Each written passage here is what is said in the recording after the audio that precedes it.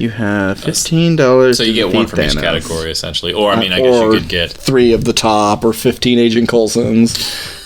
Well, I'll say pick your one from each category. Okay. How the fuck is Scarlet Witch a number 2, a $2 thing? Can I do $15 worth of Scarlet Witches? My God.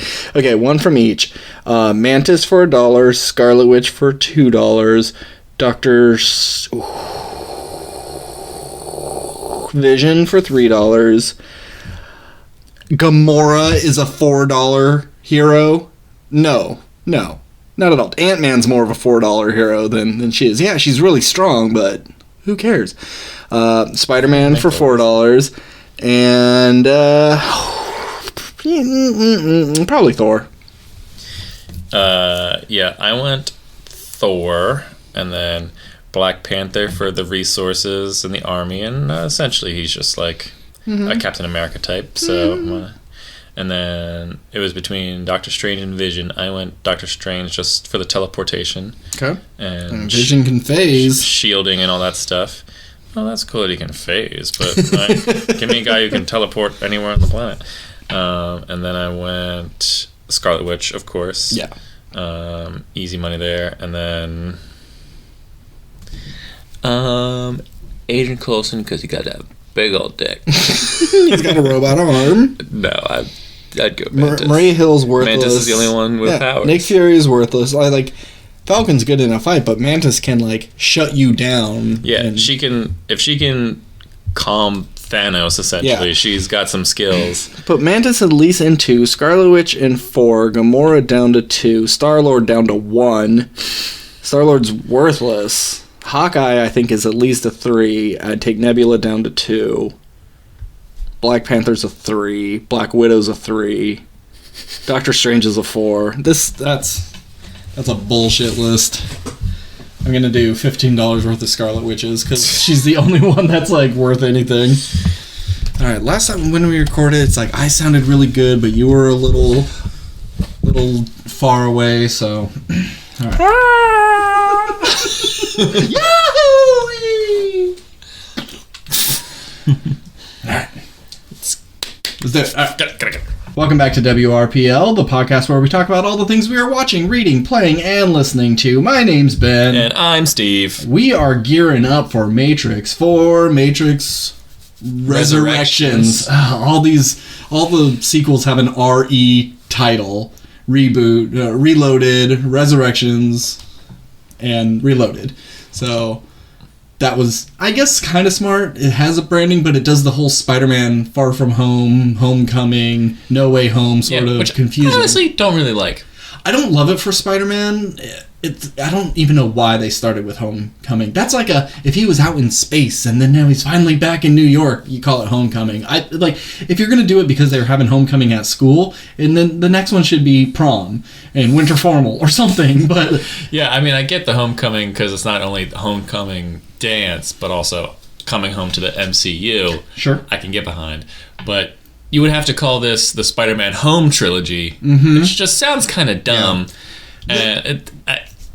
I don't care for it. They needed taglines because they couldn't say, oh, this is Spider-Man 2. Yeah. We already have a Spider-Man 2 and an Amazing Spider-Man 2, so... I really should just call it Ultimate Spider-Man. Sure. Or Spectacular Spider-Man. Or Spectacular Spider-Man, yeah. Or one's just Spider-Man, then you have the Amazing Spider-Man, then you have the Spectacular... if you do something like that, but whatever. Or the Dark Knight. Either way. Yeah, that's cool. Just call Spider-Man the Dark Knight. It makes the most sense. Yep.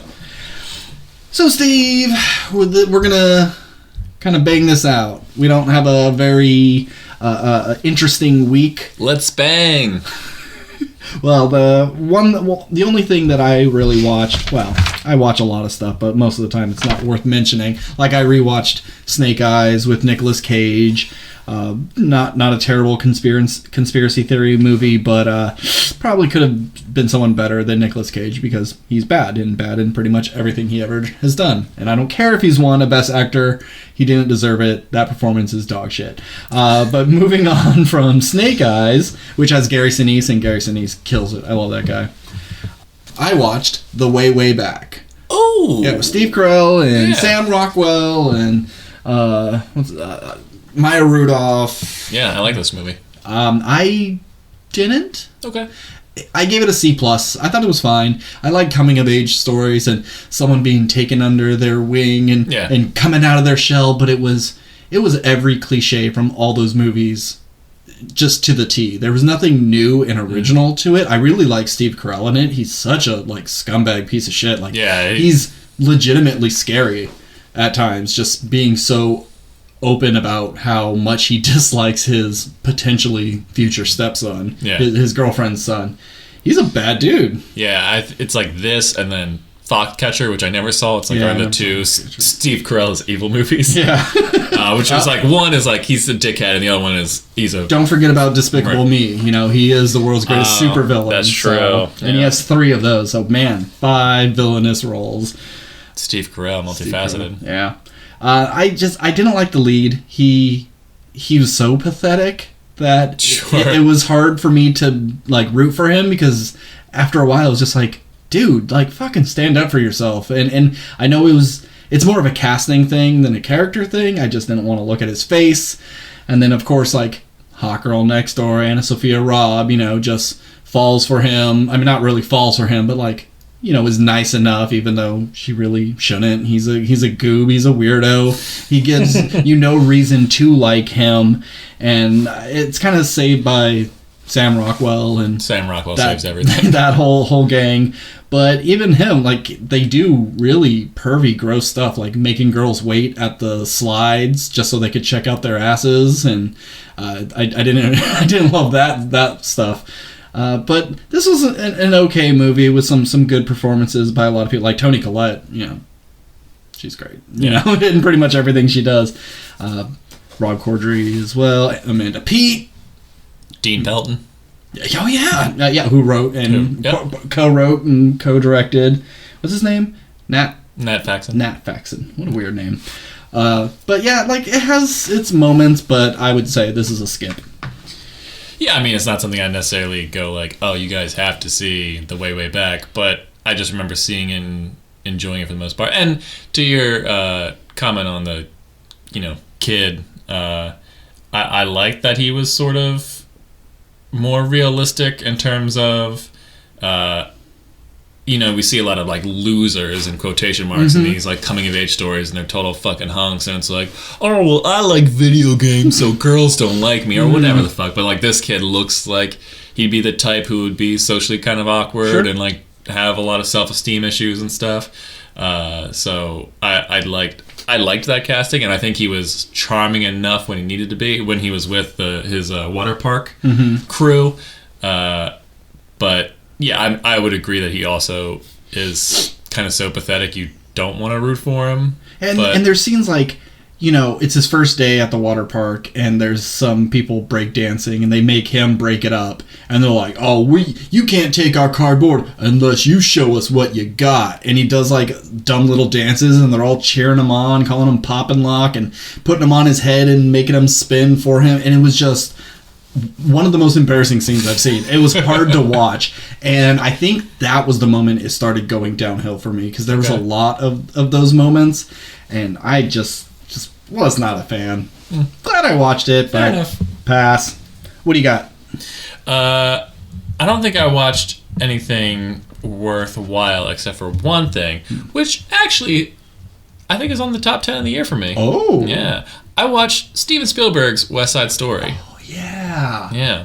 I have never seen the original. Huh? I figured that'd be it's one of those classic musicals.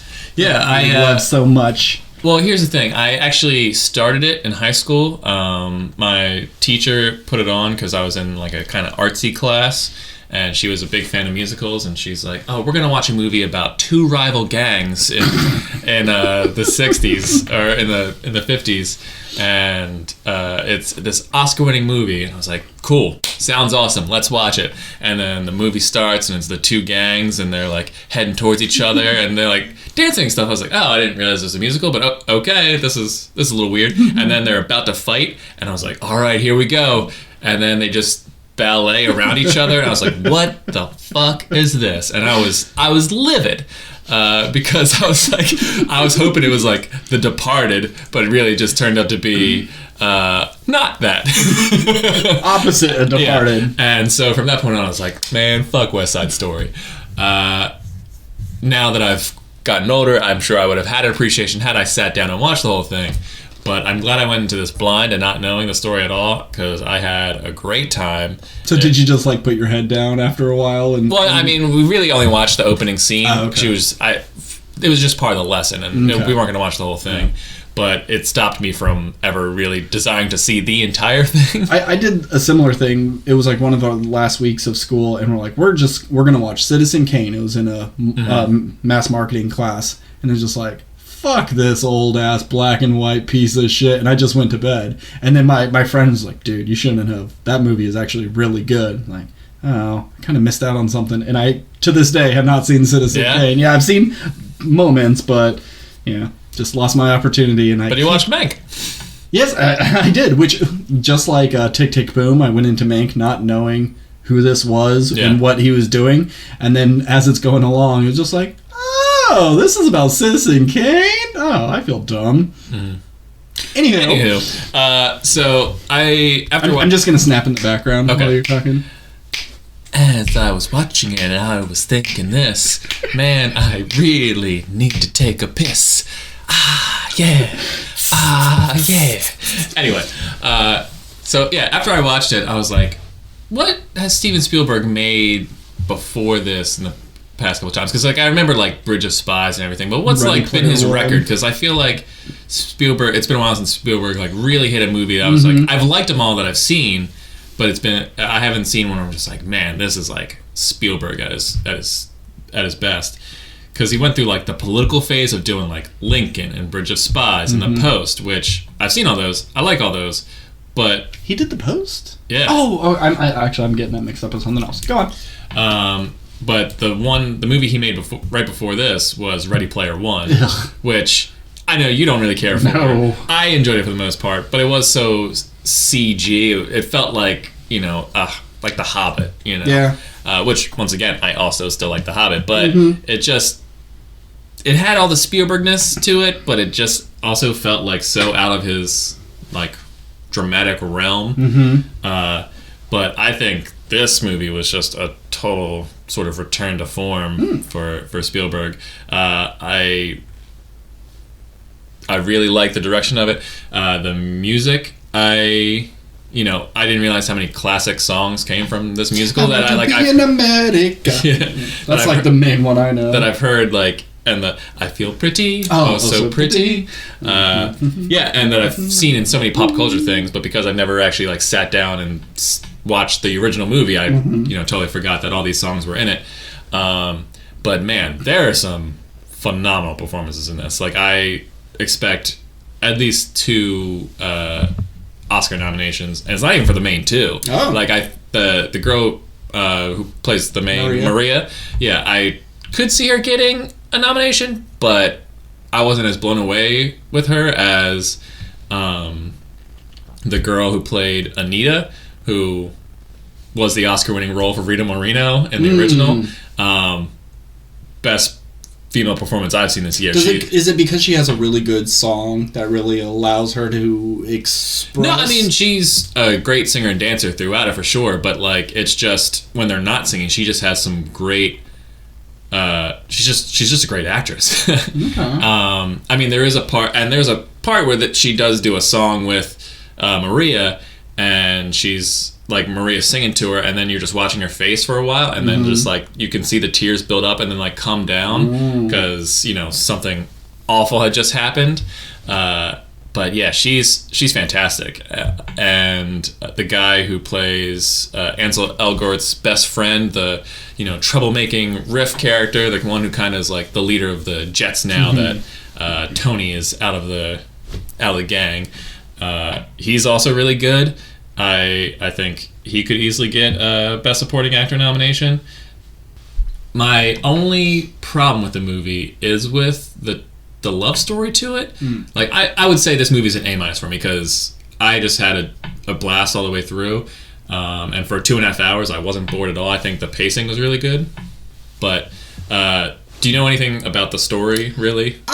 From what I remember, it's like they kind of fall in love instantly and throw everything into upheaval with only meeting each other like once or something? Am I off? Essentially, it's really Romeo and Juliet set in 50s era New York City, and instead of the Romulans and the Capulets, I know it's not the Romulans.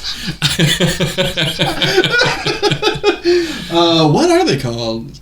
Yeah, It's the Capulets for sure. I know. I always remember the Capulets. I think they do begin with. It doesn't matter. Man, I bet there's someone listening to this like, oh my god, you moron! It's the. Yeah, it's only Shakespeare's most famous play. Yeah. But instead of two rival houses, it's two rival gangs. One Puerto Rican gang, one white Honky. gang. Yeah. But yeah, the main problem is they meet at a school dance function, fall in love instantly, which I didn't really buy. It's just, I mean, I can buy two attractive people seeing each other and going like, oh, I'd like to see them more. But within one night, they're just basically like, let's run away together and be together forever and have songs about it. But even that, I can kind of okay, fine, I can buy that. So a big part of this movie is the two gangs are going to rumble, and whoever wins the rumble is basically in control of the territory.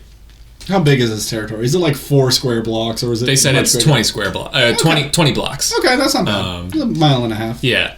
And, I mean, they try and make it not a race thing, even though it's clearly a race thing. They're just it's not about race, it's about turf. But the Jets have already kicked out the Egyptian kings and other, they've already knocked out other gangs.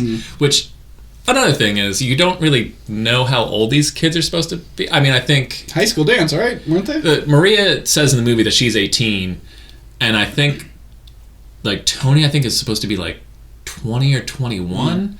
Because he does do a year in prison, and then he gets out of the gang.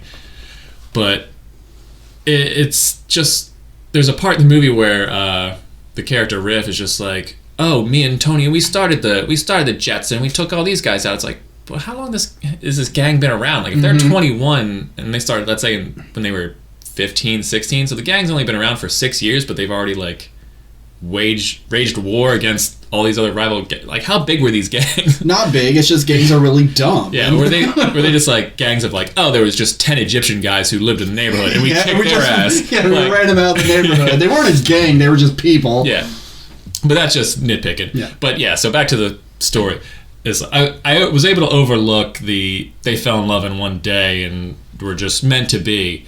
But I had a problem with, and at this rumble, Tony shows up and tries to get everyone to stop fighting, and a knife is thrown into the ring, and so Riff gets killed by Bernardo, the leader of the Sharks, and so Tony, being heartbroken, kills Bernardo, and Bernardo is Maria's brother. So Tony goes to see Maria, and Maria's found out that the man she loves has just killed her brother, and he's like, I'm going to turn myself in, I'm sorry. And she's like, well, if you turn yourself in, I lose everything. And then they have sex with each other. It's I understand this is the person you love more than anything, but you met that day. It's the same day? Or the day before.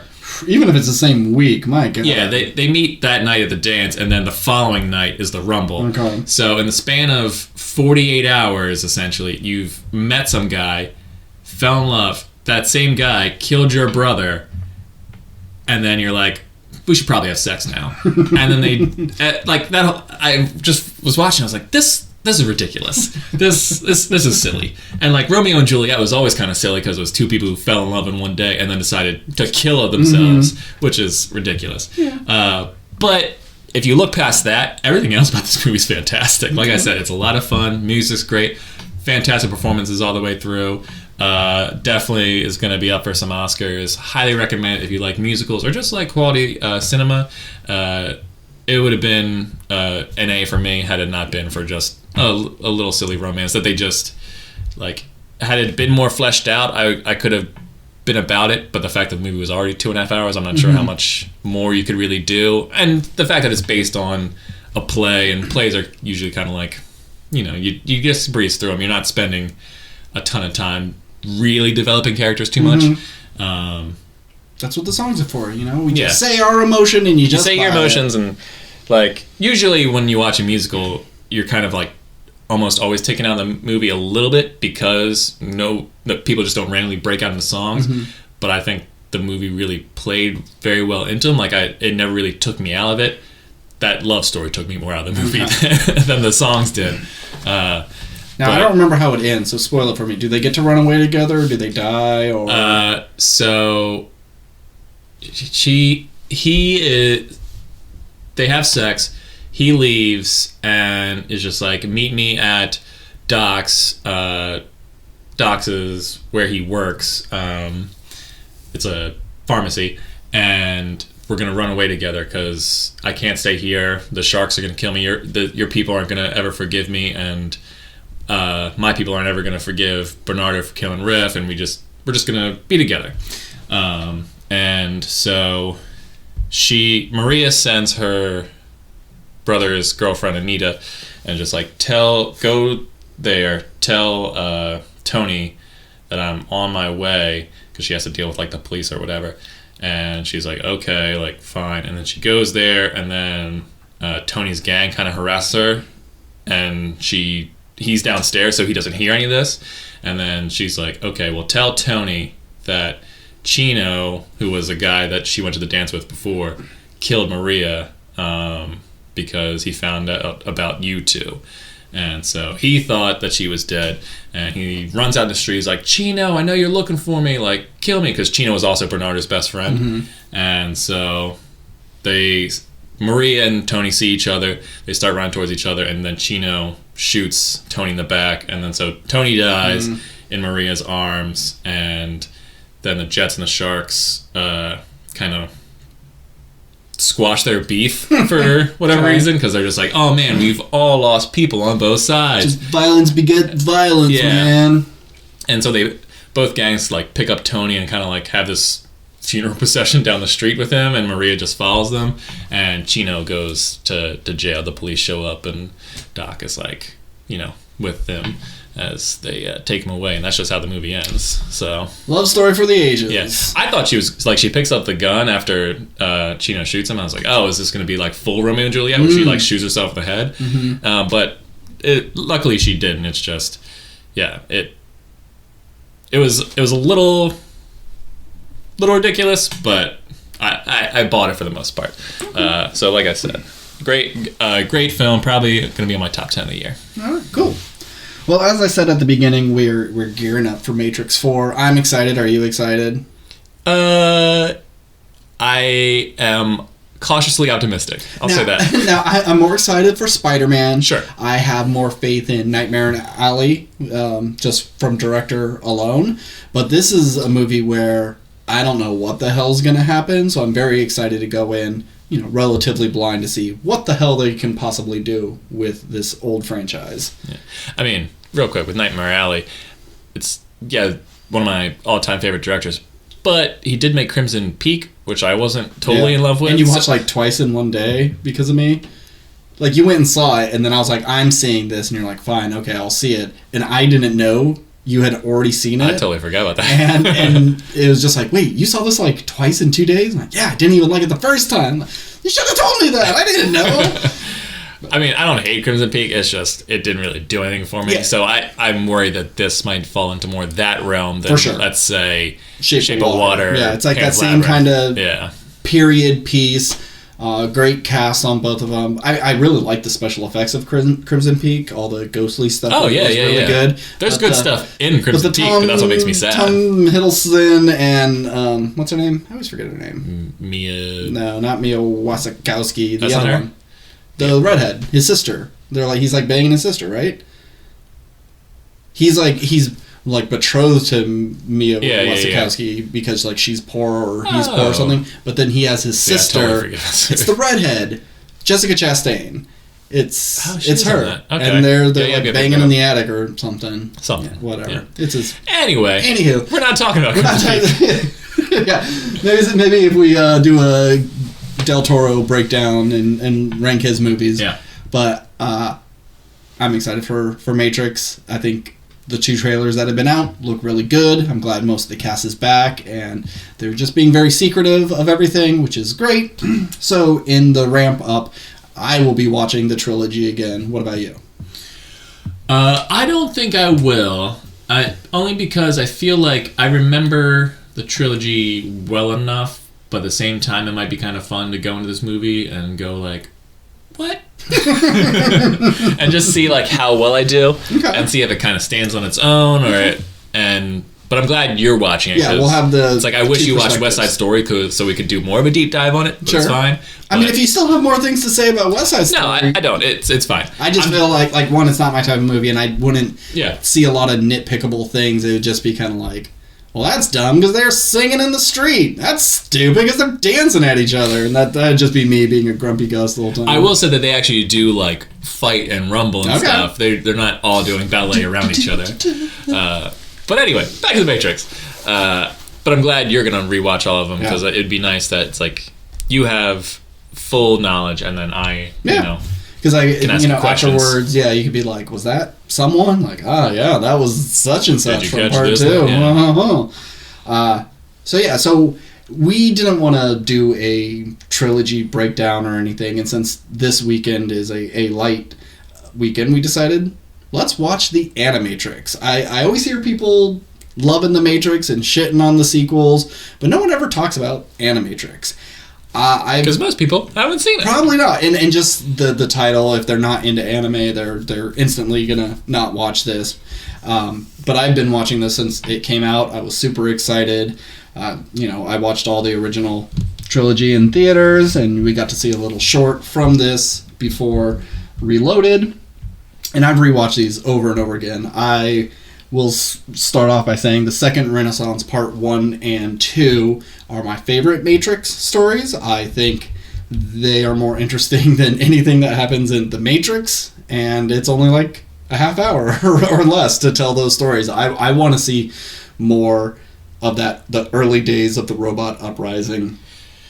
Yeah, so I had never seen the Animatrix until right before we started recording, and I think mostly the reason I avoided the Animatrix was because it was one of those things I felt like I had to be really in the mood for. Mm-hmm. It's like, well, it's just going to be like offshoot shorts, which like I typically like, short film and stuff, but because it wasn't, I didn't see it as part of important to the movies. I just actively avoided it for the most part. And since I missed it, when it was at its peak, it was just another reason to not watch it. But I'm glad we did, because it's pretty fucking great. Isn't it? And I think the biggest bummer about this is when this movie came out, pretty much, at least in America, the only anime people were watching was like Dragon Ball Z and then maybe like a Gundam or something like that. I mean, like Ghost in the Shell and Akira have come out by now, but but the regular... But the anime boom hadn't really hit. It's just like, it was around, but it wasn't huge. Mm-hmm. Where like I think if this movie came out nowadays, or even 5 years ago or whatever, it would have been like, holy shit, have you guys seen the Animatrix? It's fucking dope. Mm-hmm. So this movie was solely held back, I think, because it came out a little too early. I think the Wachowskis saw the potential in anime, and they're like, we can do shit with this, but they were just ahead of the game. Mm-hmm. So it's kind of a shame. But yeah, back to what you were saying, the Second Renaissance, I'm glad we watched this one first, because I was also the most awake for it. But yeah, like all that stuff, it was super cool. And it's like, instead of Matrix Resurrections, do Matrix Reorigins, or whatever R word you want to pick, because all that stuff seemed like super interesting. It's like, there's a movie here. Like, it's got a little iRobot stuff. That's what I wrote in my notes. It felt like I did not murder her. It was iRobot meets Detroit Become Human. Okay, pretty much. You just had the army of identical looking robots, essentially, like just doing like basic labor, and then one robot kills a human and it sets off a trial, which, of course it would, and what it means for robot-human relations, and then you have this mass robot genocide, and then the robot uprising happens, and they just, develop thoughts and feelings in their own country, and like show me the early days of building 01, the robot city, and like that's super interesting. It's just like there's all these super cool ideas that just get glossed over because you got to tell the story in 30 minutes. And I was like, no, I want to spend 2 hours here. Like they talk about how like robots took care of everything, and we all just kind of like live this glamorous life of we don't have to work. All the robots are doing everything for us. I'd like to see what society would be like if nobody really had to do the sort of menial jobs. And I think like, people talk about, automation is going to take all of our jobs. It's inevitable. And I'm like, yeah, that is inevitable. And so it's like, what do we do as society if everything is taken care of? Are we just paying people to live, or is it just, okay, well, fuck all you got? Like, unless you can fix robots, you're just going to be poor. Yeah, but then there's no one to buy your stuff that you've, have all this automation for. Right, yeah. So I'm saying, like, I'm not necessarily against automation. I think the natural thing to do is, like, push science forward. I'm not talking about creating AI per se, but, like, automation I'm cool with, as long as we have a backup plan to keep society functioning as well, as opposed, like, if we can all just not work and just focus on creating, like, art and shit, awesome. Let's see what that world's fantastic, like. Yeah. But, yeah. There's one shot that is my favorite. It's from the part 1 when the robots are protesting and that woman gets like her face ripped off, and they rip her clothes off, and she just yells like, I'm a real thing, or I'm a living thing, or I'm something like that, and then they just smash her head with a sledgehammer. It's just so brutal and messed up that we just don't look at them as living things, even though they are so jarring, because you say, oh, they hit this robot in the face, but it looked like a human woman, and they just like smacked her in the head, and you're just like, oh fuck, like they just killed a person, and then the robot's head jerks up, and then you can see that they just tore the flesh off the face, and just like, pleading for her life. That's like, I'm a living thing, and like seeing care. all the footage of like the robot genocide, it just seemed like so much footage I've seen on like Reddit or like old war stuff. They just sort of like repurposed to this, like, okay, this is a famous shot from like a Vietnam documentary, but now we're gonna make it with robots. Of the one like kneeling down getting shot. Yeah, exactly. And I was just like, that's very effective stuff. Like that's the kind of shit I want to see. So yeah, this is my personal favorite as well. Yeah, absolutely. It's great. And after watching this, you realize the robots were right.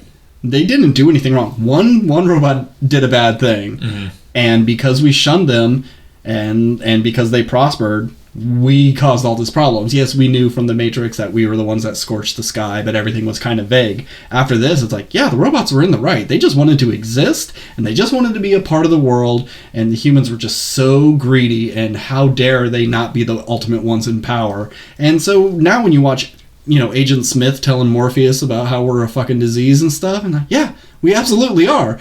I applaud your effort, Neo and Trinity and Morpheus, but you just need to lay down. The robots are right.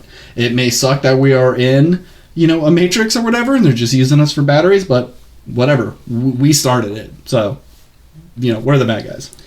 Yeah, it's an interesting quandary, I guess, because we've seen this story in a bunch of, sci-fi films. Like, what does it mean for AI or robots to, exist, and if they're the dominant, do we let them become the dominant species because they're smarter and stronger and don't die and don't need food and all this other stuff, and they plug into the internet and see all the terrible things we've done. It's like, okay, well, humans shouldn't exist because like clearly they're worse. It's like, so here's this thing, like, yeah, the robots never, the one robot did something wrong, but the robots never did. They tried to do peace negotiations, and we murdered them, and they tried multiple times. They did everything right. But that being said, as a human, if I saw robots, forming their own nation, and like, yes, they aren't human, but they were designed by humans, and humans are flawed, so that would make me think that robots are flawed. It's like, yeah, they could be the most kind, peaceful people in quotation marks ever, but what if one day they're not? Yeah. And then they just, if they're so advanced, now they have better weapons and better, like, everything. It's like, I would be afraid of a nation of robots somewhere on the planet, regardless if they seem like swell guys or not. So it's interesting. I just don't think we should have artificial intelligent robots at all. Nah. Speaking of, did you see that video of like a robot with a really expressive face, like wake up? Terrifying. Yeah. Smash that guy in his face. I know I just said the robots were right, but they haven't become self-aware yet. Just make sure you kill them before they do. Don't unless you're doing animatronics at like Disney World and you want expressive robots. I'm fine with that. Yeah. But if you just have everyday normal robots, like don't give them faces. But I think that also, like, if you have a robot standing behind the counter at a gas station and it's just a blank robot face, it's easier to dehumanize them, and so it's easier for you to go, fuck, they're not people. We can drag them in the street. They're just property. So maybe we should be giving them faces so we like can at least relate a little bit.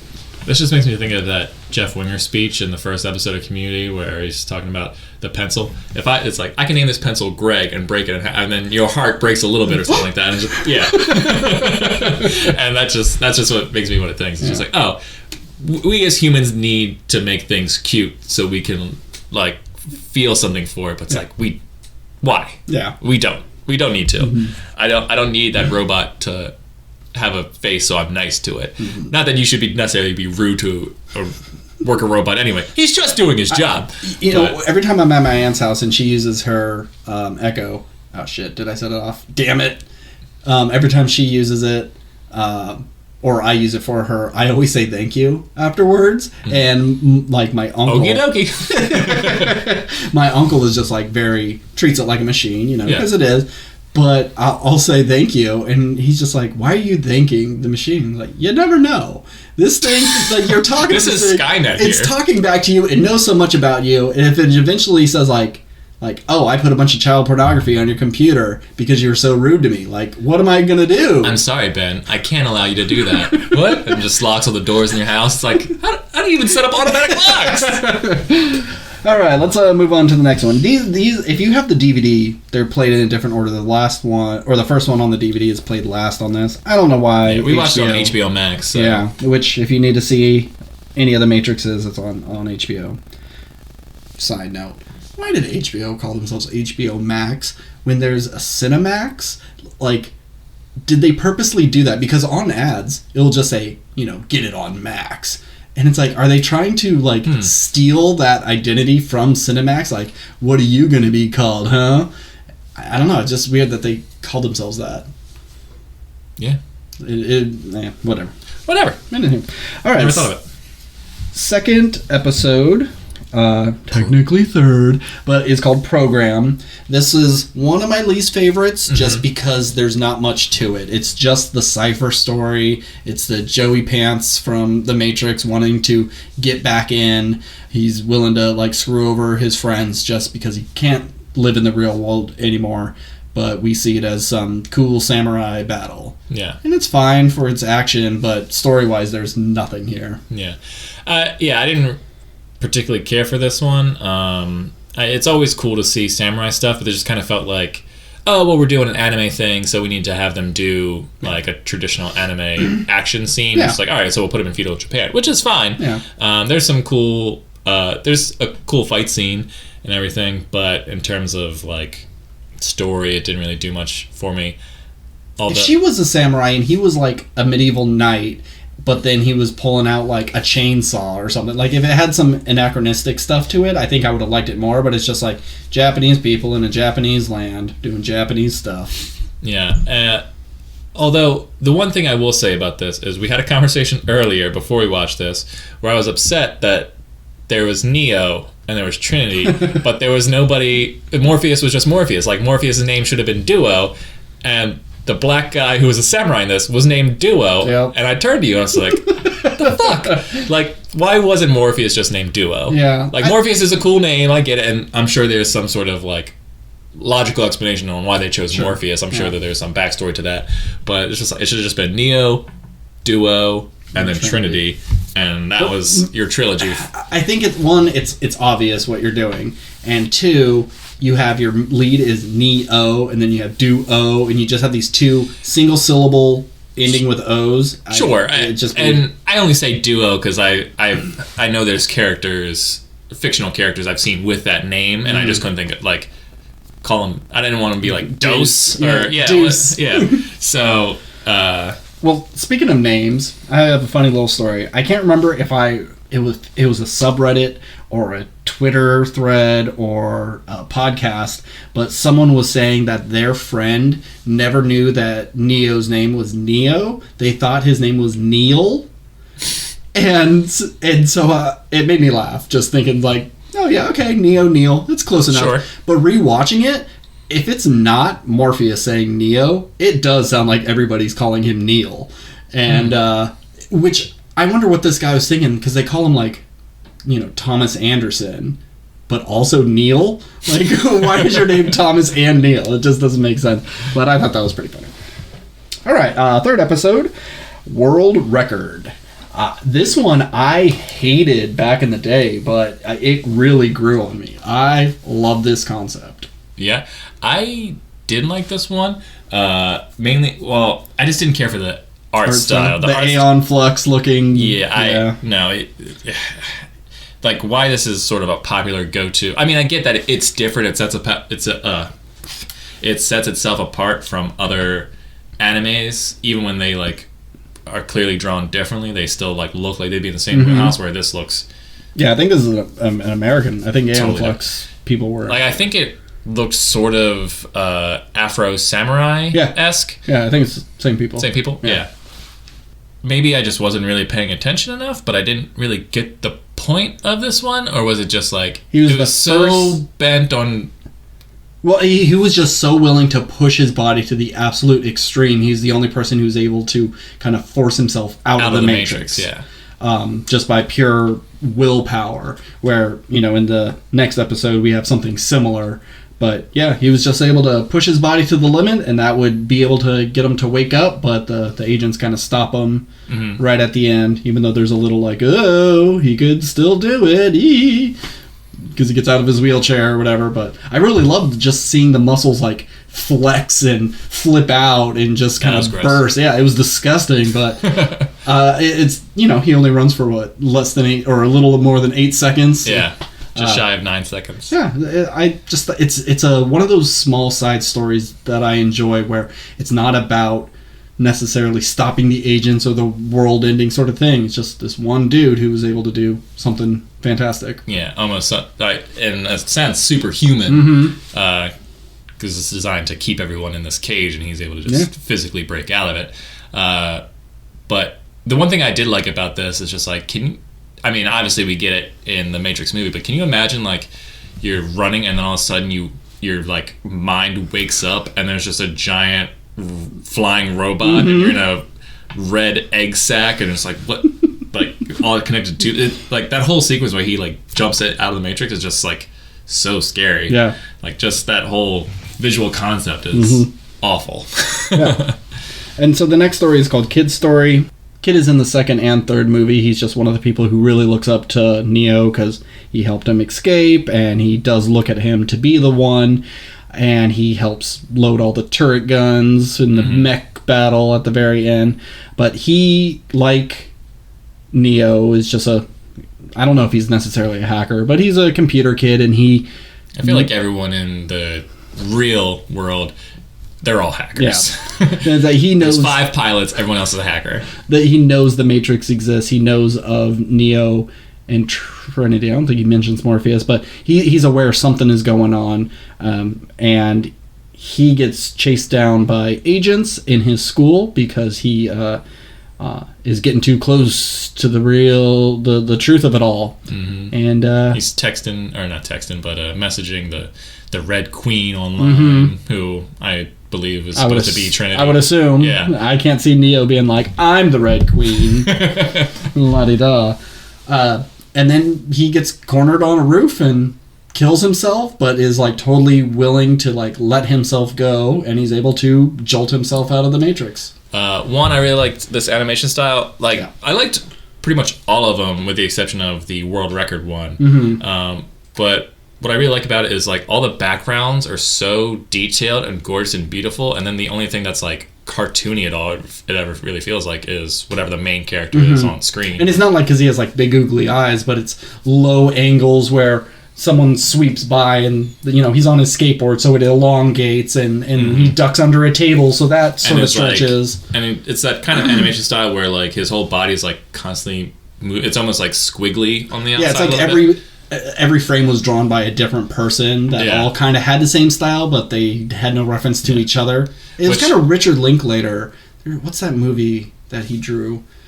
It's like it was all filmed and then they painted over it. The Scanner Darkly? No. It's not the cel-shaded one. It's something before that, I think. I don't know. Whatever. Anyway, but yeah, I like that.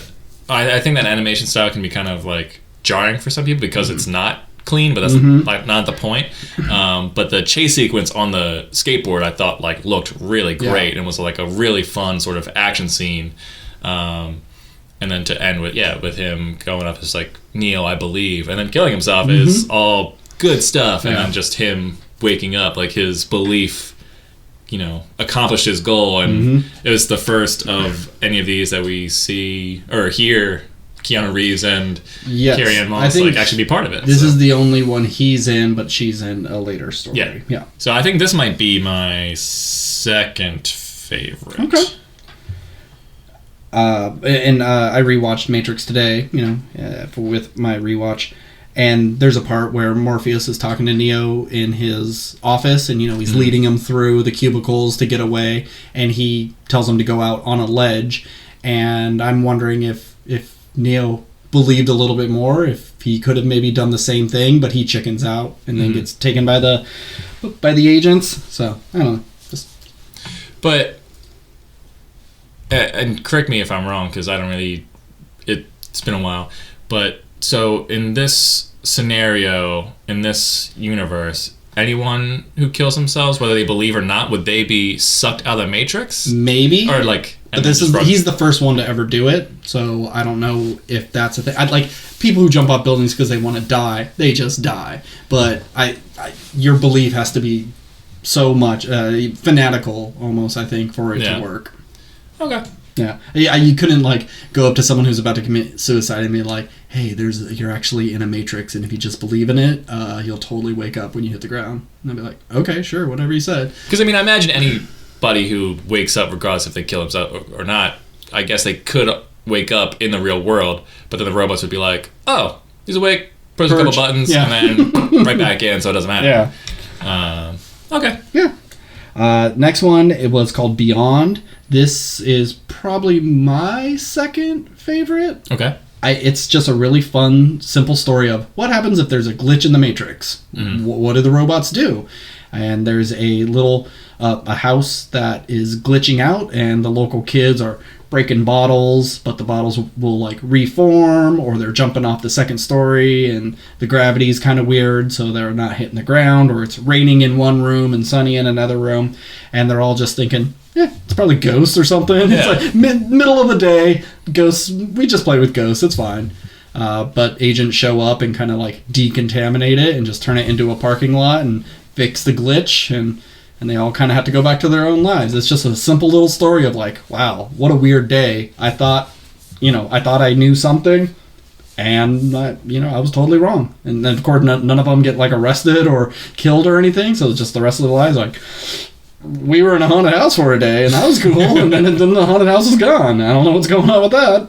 Yeah, and in another movie, the kids would have all like known each other, or like would have started hanging out with each other. Like, well, we got to figure this out, and they have to like go investigate, and then the government's chasing them and all that. Yeah. Like there's a movie there too. I mean, it would have been like Super 8 or the Goonies or whatever. They would have taken one beer bottle that's still glitching, put it in their backpack, and then the agents are like, we're only at 99.98% fixing. We are missing part of it. If that glitch program goes somewhere else, it can take down the whole Matrix, and they're chasing them for that, and then the kids don't even know that they have a glitchy beer bottle on them.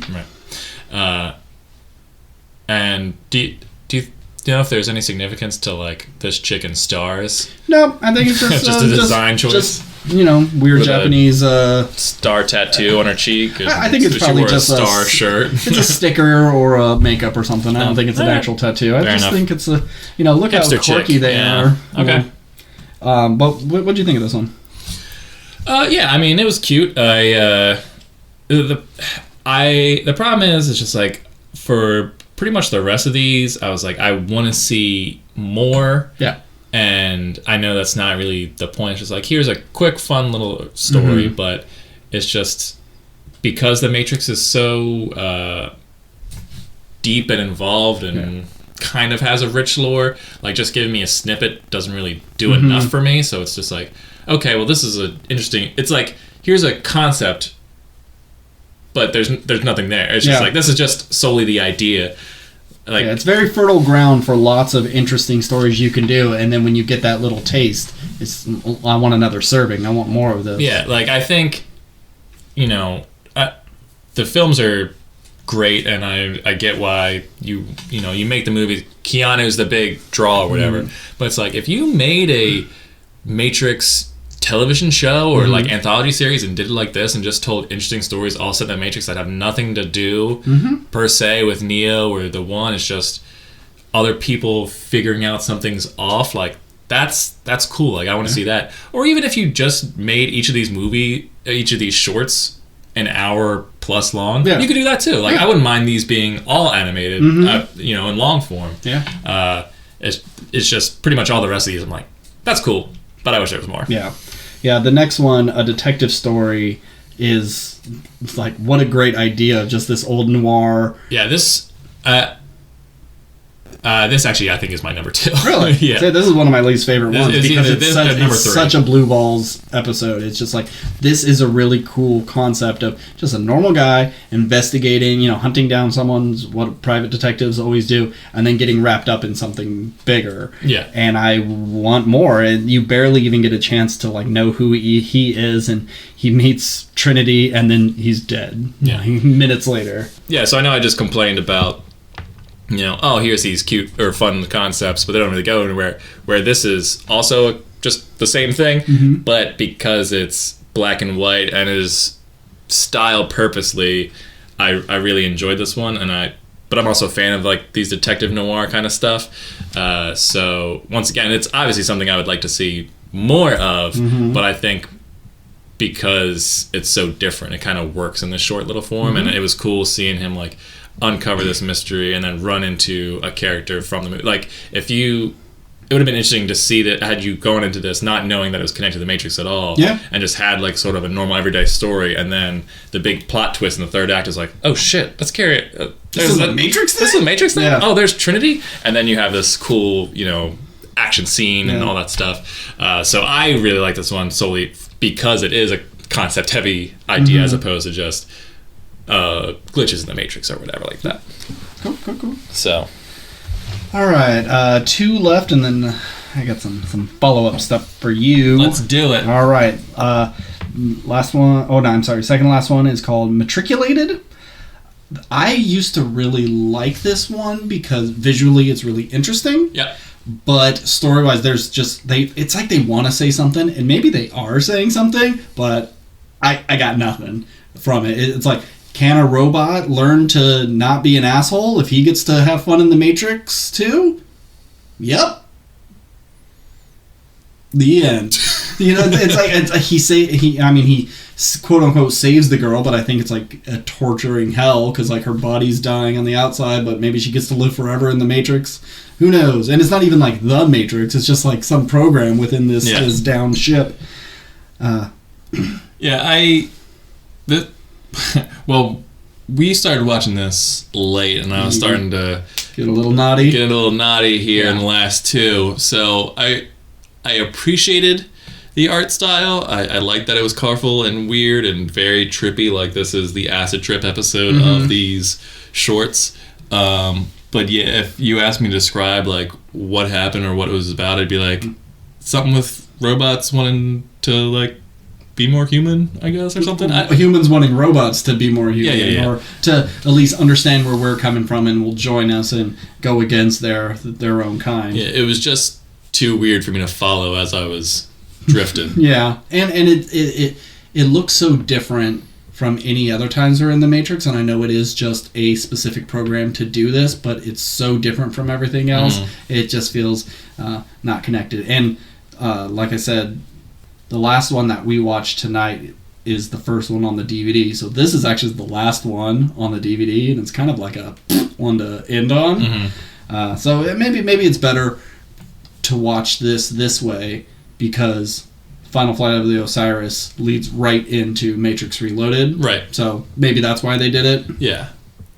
Cool. I mean, let's move on. Final Flight of the Osiris. We get a sexy sword fight between a man and a woman slowly cutting off each other's clothes and doing like cool poses where you get butt shots and ab shots and stuff. Yeah, this was, in terms of art style, the realistic one. Yes. I mean, it reminded me of like Beowulf and A Christmas Carol, like the Robert Zemeckis era of trying to do like photorealistic animation. It's very Final Fantasy Spirits Within. Yeah. I mean, it still looks good. It holds up. Yeah. But definitely we've advanced quite a bit since 2003. Because around then it was, Bug's Life and Toy Story 2, and you have these like really silly looking characters and some not some great looking humans. Now we're seeing like pores and stubble, and so this was pretty great looking for its time. I think we do this stuff on regular TV shows now. Like it's nothing to do this. Yeah. But anyway, it was cool seeing. Because everything before this was traditional 2D animation, so it was cool seeing something a little bit more 3D, just in terms of comparison. Just you have something a little bit outside of the wheelhouse. It may not be anime, but whatever. It's animation. It's animation. Yeah. The animation Ricks. That's a Rick and Morty episode title. Yeah. Oh, call them up. But anyway. So yeah, they after their sexy sword fight, they get an alarm that all these sentinels are coming for Zion, and this is the first glimpse that the humans see the robot army, and that they are coming right for you. Mm-hmm. And then they all die.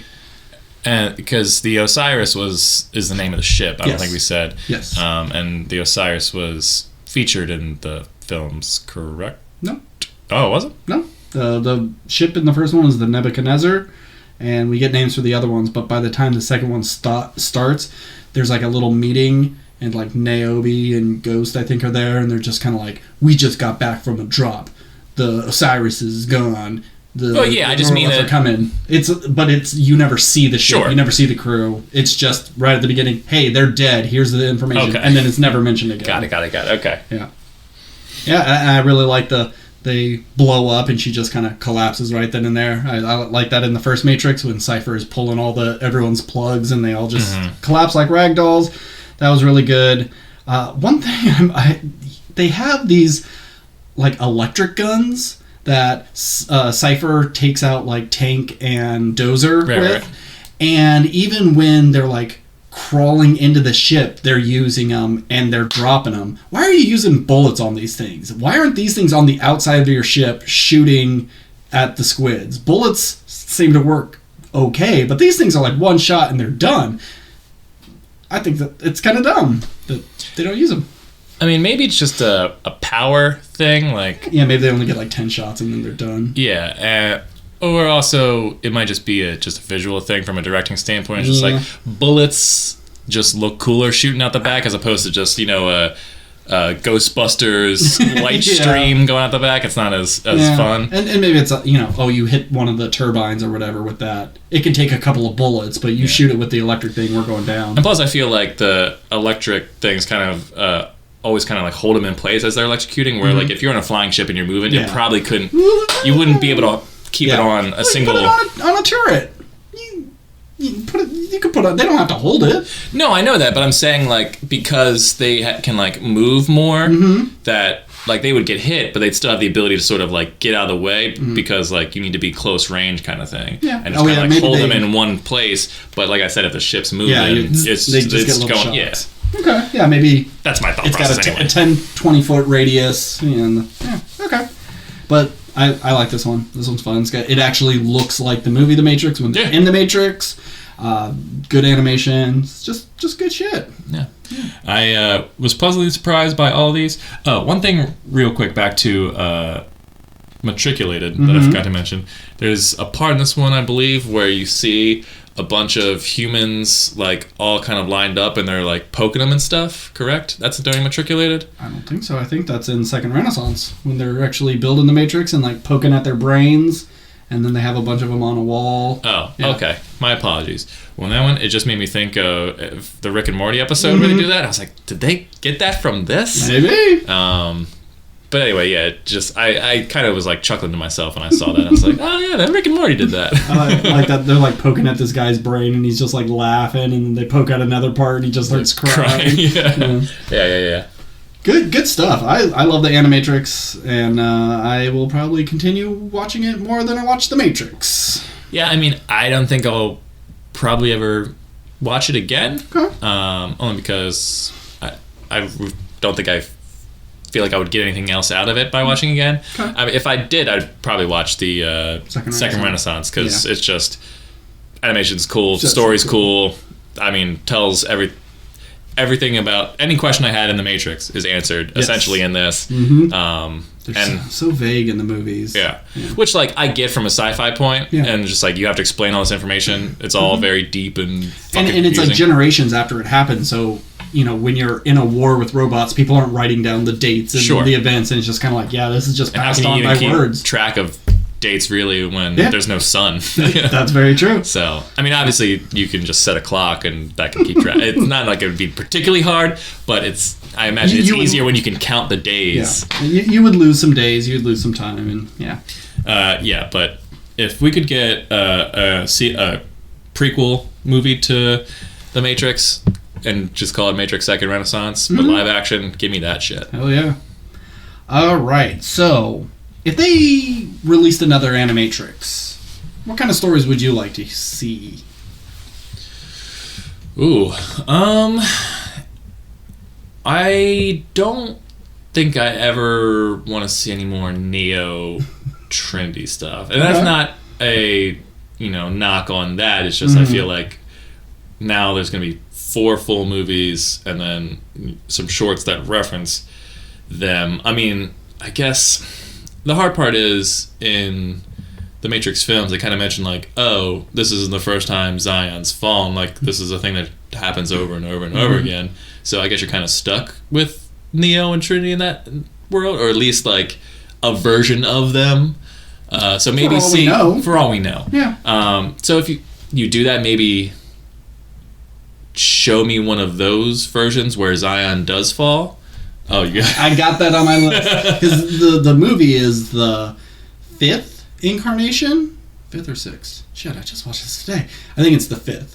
And like the first one was completely a wonderful paradise and just pure bliss, and I want to see what that looked like. What do robots think pure bliss for us? Is it just us stuffing our face full of food, or is it watching the news and seeing that there's world peace and everybody's just kind of like, yeah, this is great? Or is it, blowjob city every day? I don't know what it is, but we rejected it because we're disgusting human beings and we can't handle perfection. But in like the second or third one, there's werewolves and vampires. Like there are programs in Matrix Reloaded that are werewolves and vampires. Like the entry scene where the stairs and the Merovingian and like I guess he's fighting vampires and werewolves, and the Oracle makes mention, or someone makes mention of, anytime people have had those experiences, it's always been something going on with the Matrix and a rogue program. But I guess in one of the earlier versions, monsters and stuff were real. So I'd like to see all the versions and how far did that one get until they were defeated, and who woke them. Because it's not Morpheus every time. It's not Trinity every time. So maybe the first time there was the one, he had no one else, and so he wasn't able to do as much. And then maybe the third one, say the second one realized he couldn't do it, and then he's the one finding the one and passing on the legends and stuff. I think all those versions of what the Matrix were would be really interesting to see. And I think we talked about this the other day, but you played the Matrix game with a little bit. Jada Pinkett Smith character. Yeah, and Ghost and Niobe. Yeah. Yeah. I remember really liking that game. I don't remember exactly what happens per se. No, I just remember I could run off a wall and shoot guns and do a flippy thing kung and fu bullet time. Yeah. But I would be okay if we saw another story about another random crew and their adventures in this world, and maybe their mission is to, I mean, I know we kind of get that a little bit in the Final Flight of the Osiris, but like show this crew with this kooky cast of characters like a Suicide Squad or a Guardians of the Galaxy type of group, and have them do a mission, and maybe their sole connection to the Matrix, universe is Morpheus. They get a message from Morpheus like, go get this thing, and so if they go in and they have to fight the agents, and I think you could do an interesting story there just with new characters. I don't know if it'd necessarily be the most groundbreaking story, but it'd just be something fun and different. Yeah, and there's scenes in the first Matrix where they capture Morpheus and they're trying to run away, and the agents are like taking over different people's bodies and to catch up to them and just shooting in the crowds. What was it like to being one of those people and your friend? Because I think there's even like a little kid holding like their mom's hand, and then it turns into an agent. Right. It's like, what's going on through that kid? Does that agent eventually turn back into the mom, or is this kid an orphan now? I think if I remember correctly, when agents are shot, their bodies revert back to the human, but they're now dead. They're now dead. And I don't know if that one ever does get shot, or if it's just like, nope, I'm just taking this body now. Right. So this kid just eating his lollipop is stuck in the middle of a market, and mom just turned into a weird Men in Black. Yeah. So it would be kind of interesting to just have people going like, you'll never guess what I saw. I have two other ideas. I want to know what it was like for Trinity to wake up. Did Morpheus specifically get her, or was it a different captain of a different ship who also believed in the prophecy and they just came together? Is everybody who is on the Nebuchadnezzar working with Morpheus? Did he think all these people were the one? Like, why is Cypher and Mouse, Switch and APOC, why did they wake up? Did they wake up on their own? Well, I think they just woke up because they have stupid fucking names.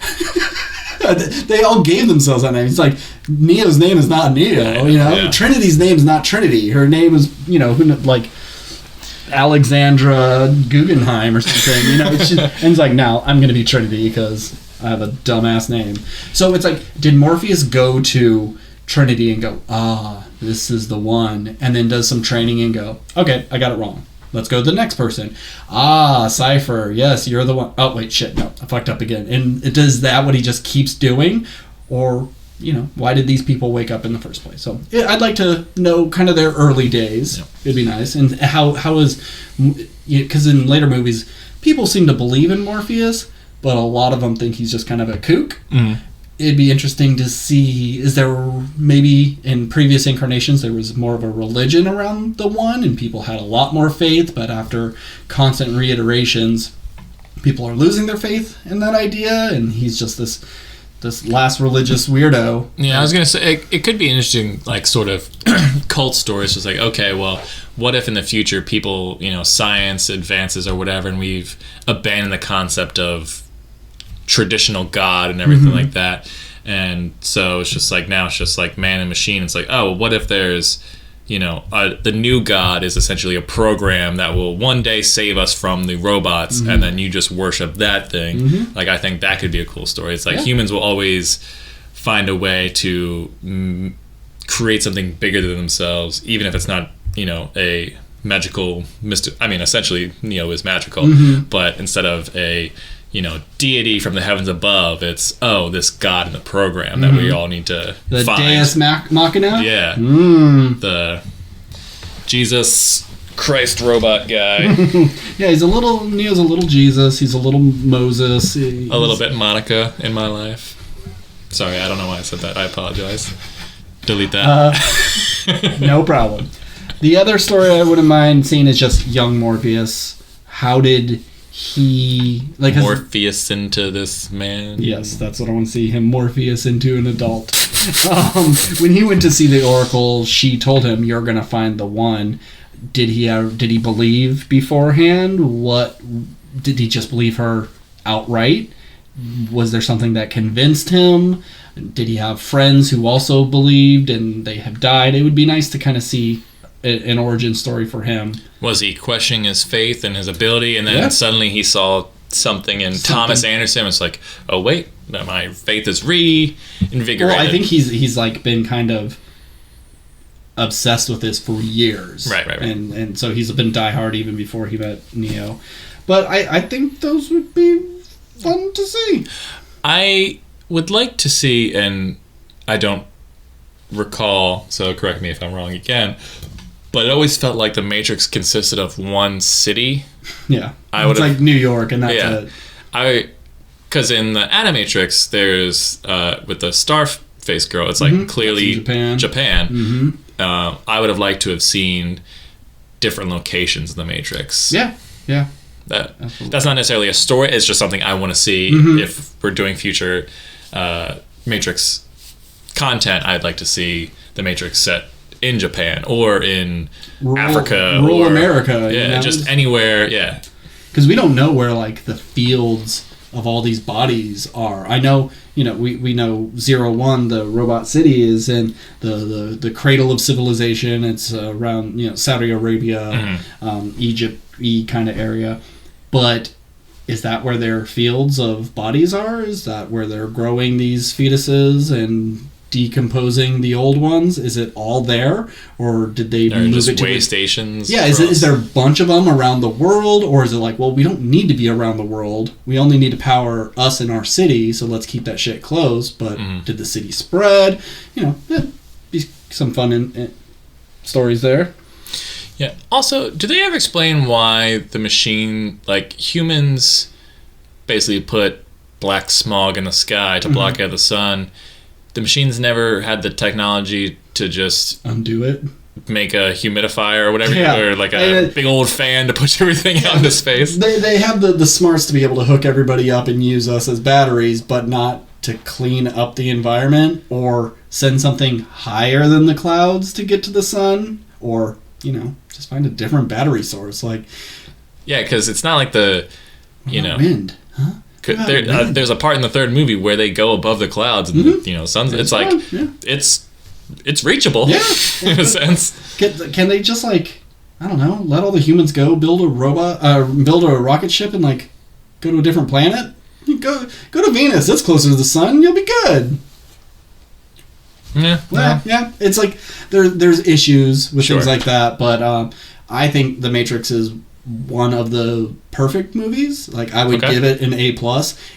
But it's weird because it's like it wouldn't be on like my top 10, maybe my top 50 or top 100, but it's not one of my favorite movies. It is just a quality, well-made, well-written, extremely well-paced. I was surprised. It's over 2 hours long, but it just it chugs along, and by the time Neo meets the Oracle and it's like, oh, it's either you or Morpheus who's gonna die, it's just non-stop to the very end. I guess I had a feeling that there was another scene in there that bridges it, but it's just kind of like there's gonna be a thing that happens, and it happens on their way from leaving the Oracle, and then it's like the helicopter and the building and the bullet time and the subway fight, and it's just like boom boom boom boom boom, done. And it's just what moves at such a pace. It's fantastic. Yeah, I'm in the same boat as you. It's just like, it's one of those movies that I think if it, I rarely watch television, but if I'm flipping through and The Matrix on, it's like, okay, I can stop and at least watch a little bit of it. And it's one of those fantastic movies, and everyone talks about how game changing it was and all this new technology that was developed and showing everyone stuff that they never saw. And it's also a sci-fi movie that, although is super sort of detailed, it could easily be confusing, is also super accessible, I think, to just your average everyday watcher. My mom could watch The Matrix and follow it. She may have some questions, but she can follow it. Like, you watch 2001: A Space Odyssey, where it's just a guy in a spaceship and a talking light switch, essentially, and it's like, what the fuck's going on? Like, what's with this ape and this monolith? I don't know. But somehow this movie is, you can follow along. But at the same time, I'm in the same boat as, I don't think I'd put this anywhere in my top 10. It's something I enjoy and recommend to everyone, and it's a classic, but it's a classic I don't super care about. And I don't know if maybe I would care more had there not been sequels that everyone like doesn't really give too much of a shit about. Yeah, middling it's like returns. whether you like them or not isn't the issue. It's just the first one's so great. Everything else after it's kind of just like, all right. I guess I would kind of put it in the same boat as like Jurassic Park. I love Jurassic Park. Yeah. Jurassic Park is amazing. It's a perfect movie. Top 10? Probably not. Yeah. Yeah. Classic childhood movie, but not one of my favorites. I love it. Yeah. I think the problem with Jurassic Park is because it's so loved, it almost seems like a cheat to like put in your top 10. Okay. Because it's like, of course, like no one hates Jurassic Park. Actually, hates, my cousin doesn't like Jurassic Park. Your cousin's a fucking liar and a contrarian. That's what I think. Well, he's older. He's probably like 47 now. He was closer to my older sister's age. And I actually read the book because of his mom, my mom's sister, my aunt. She gave me the book, and I became obsessed with it so quickly. But when he saw it, he was just like, don't tell me these raptors are going to open up a door. And then they open up door and like, okay, I'm throwing my hands up. And I just don't get it. Maybe, I don't know if he's changed his tune, but I remember at that time, like, really? You don't like Jurassic Park because a very smart animal could open a door? Fucking cats and dogs could open up doors. They don't even have hands. At least this thing has a hook hand. It's not like you turned a knob in his mouth. It was just a handle. But yeah, he's probably the only one. But I bet he's like, Jurassic World Part 2? Yeah. That shit's the best. Yeah, I don't like your cousin. You know what his name is? Is it Steve? It's Steven, yeah. Yeah, of course it is. With a PH? Yes. No. What? I don't think so. No. All right, well, I guess not so bad. He's tall like you, but he's gay and black, so that's about all you guys have in common. So, if you had to give a grade, I'm going to say we're going to second Renaissance as an A, correct? Yeah, let's no pluses or minus. Let's just go A through F. Well, I'm not saying we have to rate all of them. I was going to say, so that one's an A. Yeah. The worst one, what grade would you give? Your least favorite? Oh, okay. It's So your least favorite is matriculated? Yeah, probably. Okay. Yeah, you get the least out of that. At least with Program, it's got some fun action. Mm-hmm. But matriculated is like a C, I guess. Okay. Maybe if we were doing pluses and minuses, maybe I'd go C minus, D plus, something like that. Because they all have their merit. Yeah. But and so does this one. It's just kind of a middling story. So there's more there, but it's just not fleshed out. Okay. Yeah. Well, Matrix is like a week and a half. No, 2 weeks away. Okay. Next week we'll be doing Spider-Man more than likely if we can get tickets, if we can get in. I'm going to try to go before work Friday morning. Okay. Because I can go around at like 11 a.m. and there's a showing. And it's almost 3 hours long, and so I need enough time to get to work. I think I'll... When do you get off work? 7 a.m.? So I would be working Saturday. Yeah, I'd be getting off at 7 a.m. So if the first showing's at like 9 a.m., I'd probably try and go... Mm-hmm. I'll try and go like first thing Sunday morning just to like get out the way so I could sleep, and then I'll just wake up and do this podcast. Yeah, that'll probably be a good idea. But if I don't, then I don't know. I'll figure something out. If we can't do Spider-Man next week... Maybe we'll do Nightmare Alley. Okay. Because we'll definitely be able to get tickets for Nightmare Alley. Well, we can always... We can do a midweek emergency Spider-Man podcast. Right, yeah. I was going to say, like, even if I see it on Monday, if I see it first thing Monday and get done at, 11 o'clock... I come over before work? You could. Is it not after work? Because you're already at work, right? By the time I get off, yeah. Yeah, so, I mean, I could come over to your place at 7 a.m. See, I'm already sleeping by then. Right. Oh, God, this sucks. I guess I would have to come over right before. Okay. We'll work it out. We'll work it out. We'll see what happens. Maybe Spider-Man, maybe Nightmare Alley, who knows. But Matrix 4, 2 weeks. If we could even get tickets for that. Because I'm sure once the Spider-Man hype dies down, people are going to... I don't think it is. I think... Well, I'm not saying it won't be busy-ish. I just don't think it's going to be like sold out like crazy. I think we're going to be able to find seats, no problem. Spider-Man's gonna have a hold for a while. I think that's gonna be like Black Panther, where it was just like in theaters for months afterwards. I think Spider-Man's gonna stick around for a long time. Because Black Panther was out when freaking Avengers Infinity War was out. It's like, Jesus, that was like 6 months apart or 4 months apart, I can see. Yeah, it's either going to be there for a long time or it's going to have a real steep drop solely because it's like, oh, I got all the spoilery stuff. It's so memorable anyway. I don't feel like I need to see it. Did you see the James Gunn tweet?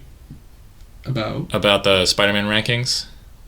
He ranked all the Spider-Man movies, including Into the Spider-Verse and everything, and he put the Tom Holland ones all at the bottom, and then the Andrew Garfield, and then he actually put Spider-Man 3 over Spider-Man 2, which I thought was insane. Spider-Man 3 over both the Tobey Maguire ones. The Tobey Maguire ones. Yeah. I agree with you, James Gunn. Spider-Man 3 is so much fun. I think he had number 3 spot was Spider-Man 1, and then Spider-Man 3, and then Spider-Man 2. But then it was Into the Spider-Verse was in the number 2 spot, and then this new movie he put at number 1. Which it might have just been him I work for the company, I gotta really hype this shit up or whatever. Yeah. But apparently if it was Kevin Smith, I would say yes, because that guy's just a hype man. At least Gunn.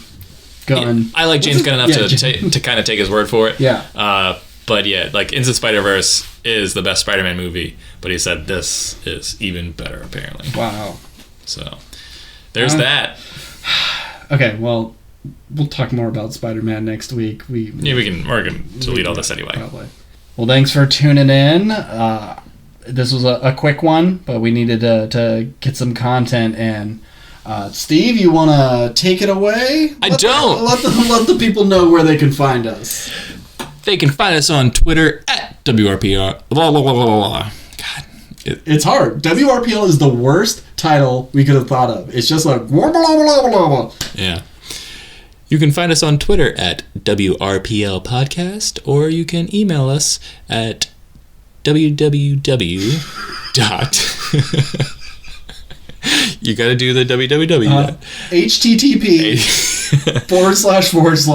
// Or, I guess if you want to simplify it, you can find us, our email at WRPLpodcast@gmail.com for any questions, comments, concerns, factoids you want to shoot at us. Or, complaints and you just want us to tell us to shut up. We'll take those too. Thanks for listening. I'm not Ben. I'm not Steve. All right, goodbye. Bye.